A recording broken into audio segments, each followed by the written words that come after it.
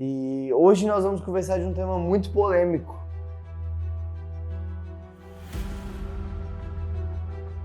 Política. Forte. Fala, pessoal! Tá começando mais um Pod Crente, solta a vinheta!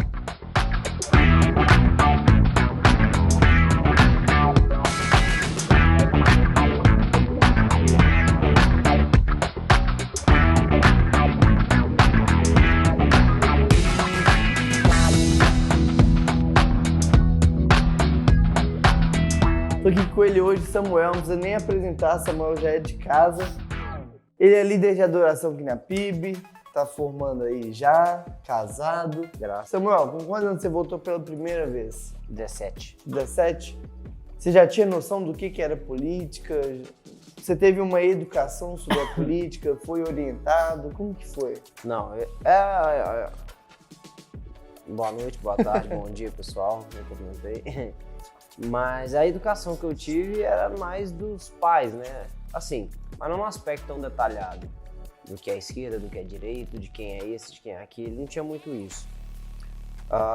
Naquela época, isso foi em 2014, a gente teve eleição presidencial naquele ano e outras mais. Mas era mais pelo viés cristão, né? Quem era mais próximo aos valores bíblicos e quem não era. Mas eu vou dizer, Renan, que naquela época não era tão latente, a briga não era tão forte como se tornou alguns anos depois, né? Então, você tinha uma certa rejeição a um lado específico, mas não era tão forte como você tem hoje, né? Era o segundo mandato da Dilma, né? Isso. Pra começar. Era Dilma e Aécio. E aí eu lembro que na época, eu falei assim, não vou votar na Dilma porque Dilma já tá aí há um tempão, o PT tá aí há um tempão. Era o que eu ouvia, mas eu também nunca cheguei a pesquisar nada. E pensei assim, vou votar no Aécio porque Aécio é de Minas e tal, e como eu era de Minas. Mas aí teve toda aquela polêmica, não, gente de Minas não vota no Aécio por causa não sei o que dos professores, coisas que eu também nem sabia. Então assim, não tive uma instrução detalhada de quem votar.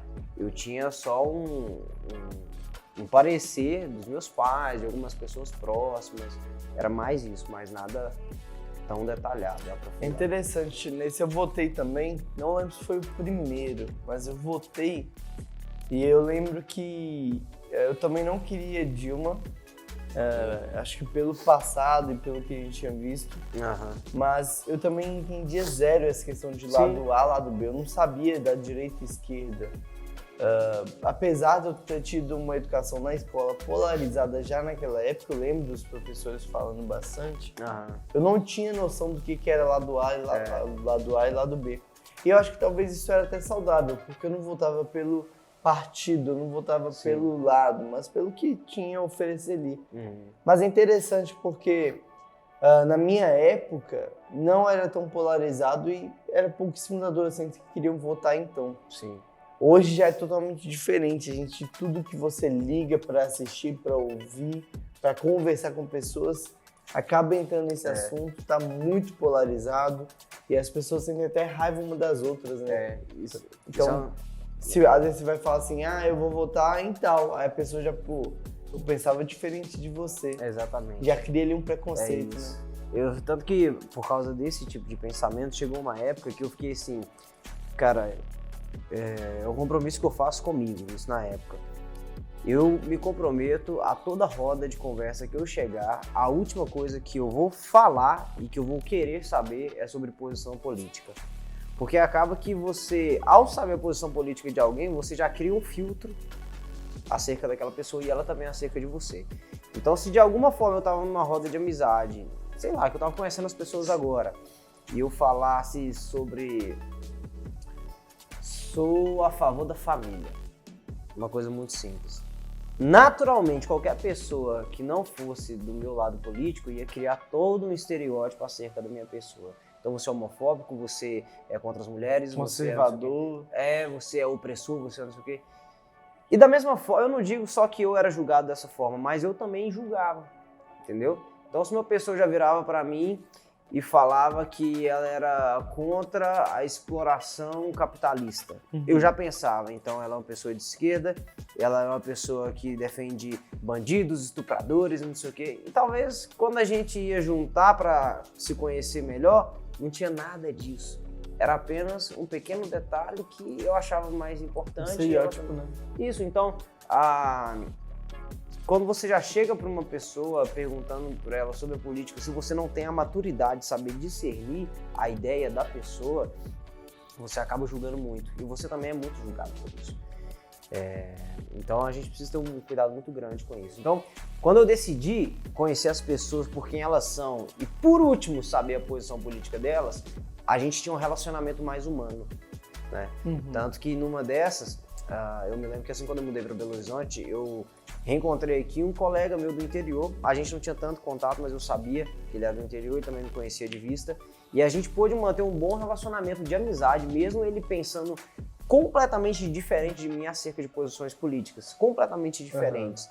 Porque a gente se conectou primeiro pela amizade e a última coisa que a gente foi saber um do outro era sobre a posição política. A ponto de um dia a gente sentar para almoçar, ele ateu, eu cristão. Caramba.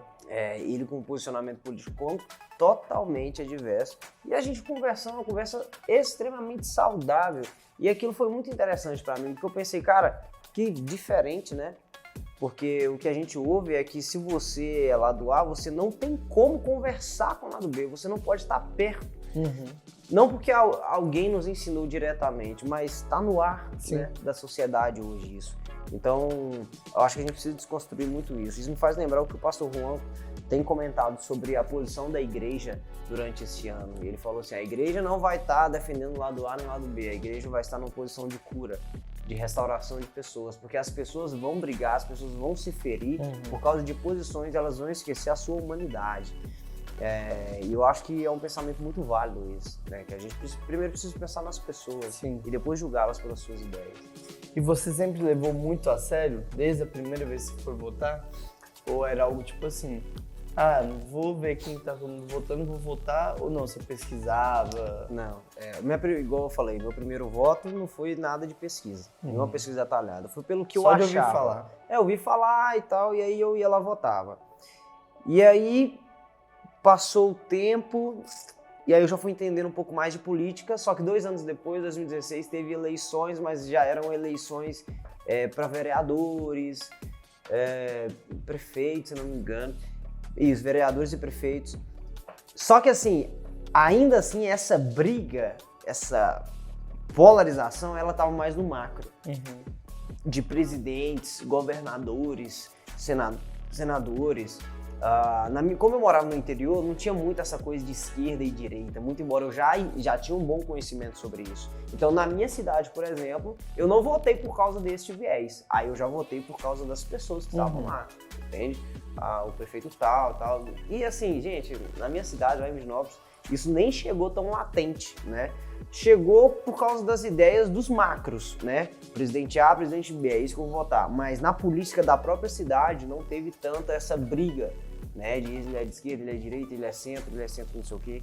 Então, ainda assim, na minha segunda vez de votar, eu votei por causa das pessoas e não por causa do viés político delas. Eu lembro que quando eu fui votar, a primeira vez, cara, tinha um caderno da política.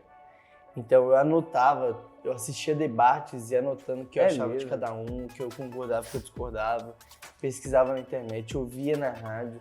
Eu lembro que alguém chegou e falou assim, cara, mas por que você tá levando isso tão a sério? Lembrei, é a sua primeira vez que você vai votar. Cara, isso me marcou, vai fazer 10 anos quase e até hoje isso me marca porque reflete muito a cultura do nosso país, né? Infelizmente, muita gente vota porque acha o santinho no chão. É verdade. Muita gente vota porque ouve falar, cara, eu preciso votar pelo que aquele cara tem como cultura, pelo que aquele cara tem como caráter. Então, para quem vai votar, eu acho que a gente pode trazer aqui algumas dicas de como escolher bem o candidato. Não vá pelo partido, não vá somente pelo que você ouve falar, mas, cara, assiste. Vá lá no Instagram do cara, vê sobre o que mais ele publica.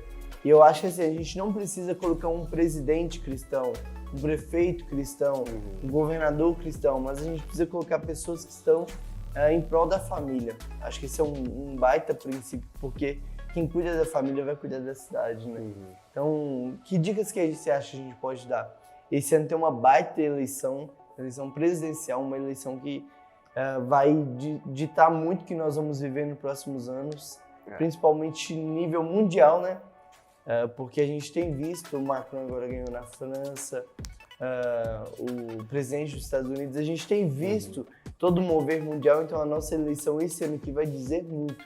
Então, como que a gente pode trazer hoje dicas práticas de como escolher bem, sem necessariamente falar lado A e lado B aqui hoje?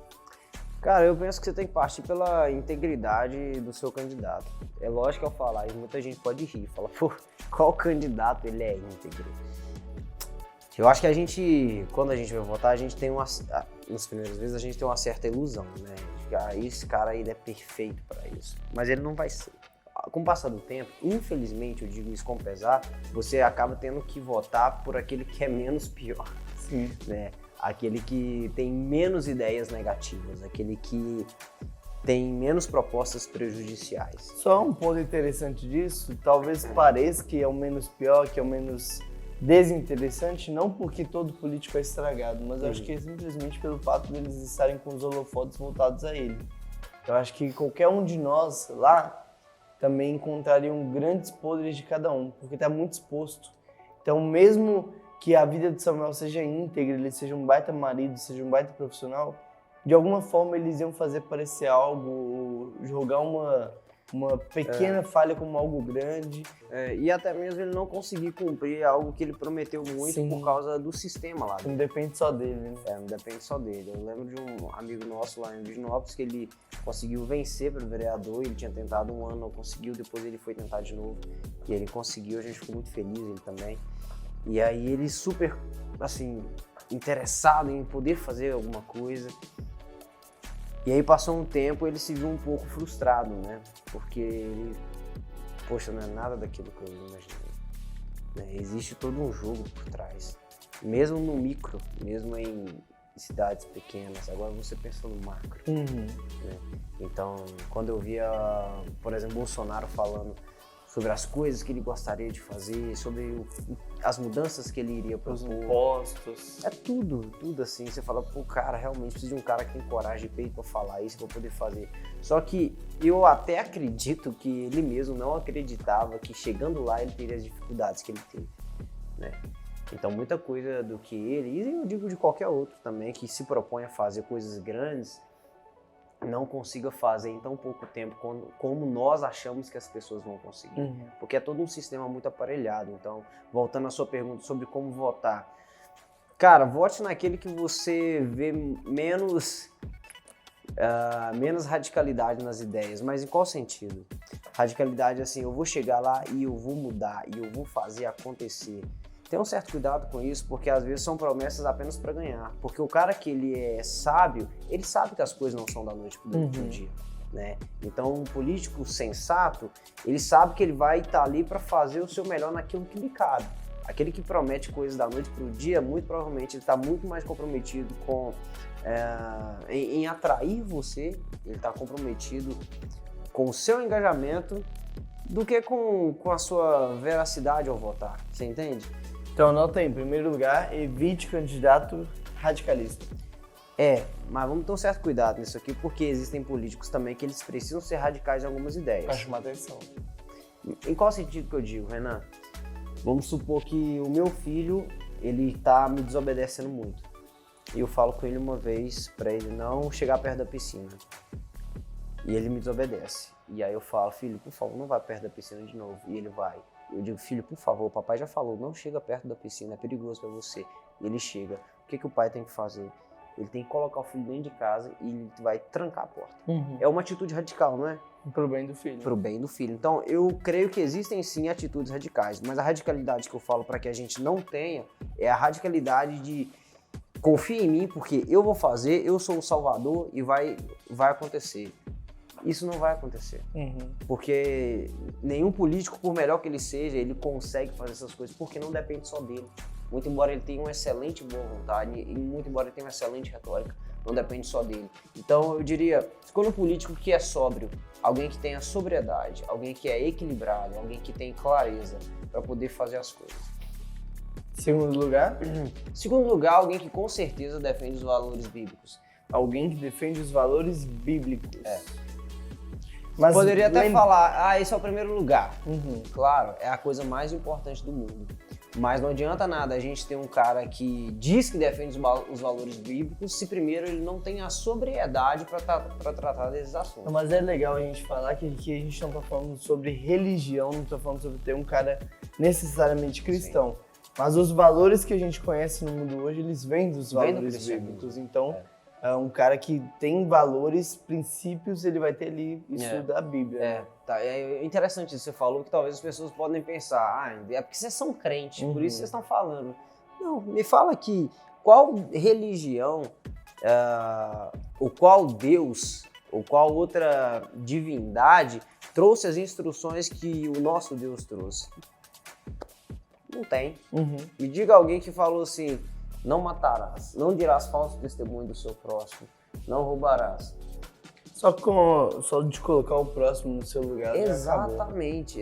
Então, às vezes as pessoas até falam, você está usando a religião para impedir os seus atos ruins. Mas foi justamente o cristianismo que impôs essas medidas. Entende? Eu não vou dizer o cristianismo enquanto religião, eu vou dizer o cristianismo enquanto Deus, né? O próprio Deus que estipulou toda a lei moral. A lei moral foi Deus quem colocou no coração do homem, né? Então, sem a lei moral, sem a lei de Deus, qualquer outra pessoa poderia fazer aquilo que bem entende. Por que até mesmo um ateu, se você perguntar a ele se é certo matar, ele vai dizer que não? Quem ensinou isso a ele? Foi o próprio instinto? A Bíblia diz que o coração do homem é enganoso, né? Que todo homem está destituído da glória de Deus. É o próprio Deus quem imprimiu as leis morais no coração do homem. Então, busque um candidato que está mais perto daquilo que a Bíblia defende. Porque a base da sociedade é uma base cristã, você querendo ou não. E é interessante a gente pensar sobre isso, porque existem candidatos, igual você falou, ele não precisa ser crente, mas ele precisa defender os valores bíblicos. Ele não precisa ser um cara devoto de Deus. Isso, infelizmente, a gente não vai ter. Mas ele precisa ser um cara muito mais próximo da palavra do Senhor. Então, ele é um cara que precisa defender a todo custo a família. Ele precisa defender. Porque família forte é uma sociedade forte. Família fraca e desestruturada é uma sociedade totalmente fraca e desestruturada. Esses dias eu estava vendo um post e eu pensei, meu Deus do céu, mas que tipo de pensamento é esse? Se não me engano, a psicóloga, ela estava defendendo o fato de mulheres não serem obrigadas a ter filhos. Mulher não é obrigada a ter filho. Isso é um valor machista, opressor, imposto sobre a sociedade. Porque quando você obriga uma mulher a ter filho, naturalmente você está criando um sistema familiar. E o sistema familiar é um sistema opressor. E eu acho muito interessante, falei, cara, como assim é um sistema opressor? Porque o sistema familiar vai dizer que aquele pai de família, ele tem que defender a sua família a qualquer custo. Isso gera uma opressão para aqueles que estão do lado de fora. Cara, eu fiquei assim, meu Deus, para onde nós estamos? Que abobrinha. A família é exatamente isso.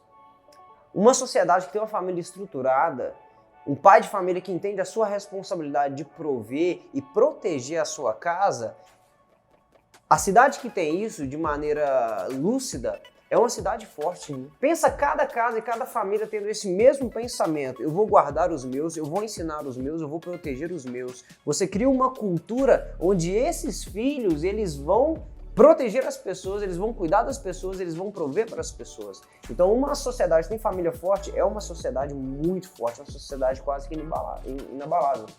Né? Então, busque um candidato que está muito próximo dos valores familiares, gente. Busque mesmo, porque quem está preocupado com a família está preocupado com o país. Quem não está preocupado com a família não está preocupado com o país, está preocupado consigo mesmo. Então, essa é a segunda dica que eu diria. Legal. Eu diria mais duas também. Abra mão do seu orgulho, porque muita gente vota só por orgulho. Não, eu sou esse partido, eu não abro mão. E meu pai defende aquele outro e eu não vou dar o braço a torcer. Abra mão do seu orgulho e pense o que é melhor para a nação, para todos. E a outra dica que eu dou, então, juntando tudo isso que o Samuel falou, estude, anote, pesquise. veja as atitudes que te desagradam, veja o que ele está fazendo, se o cara já teve ali alguma corrupção, se o cara espalha panfletinho no dia da eleição, se o cara muda quando é época de eleição, porque a gente precisa acreditar nos políticos.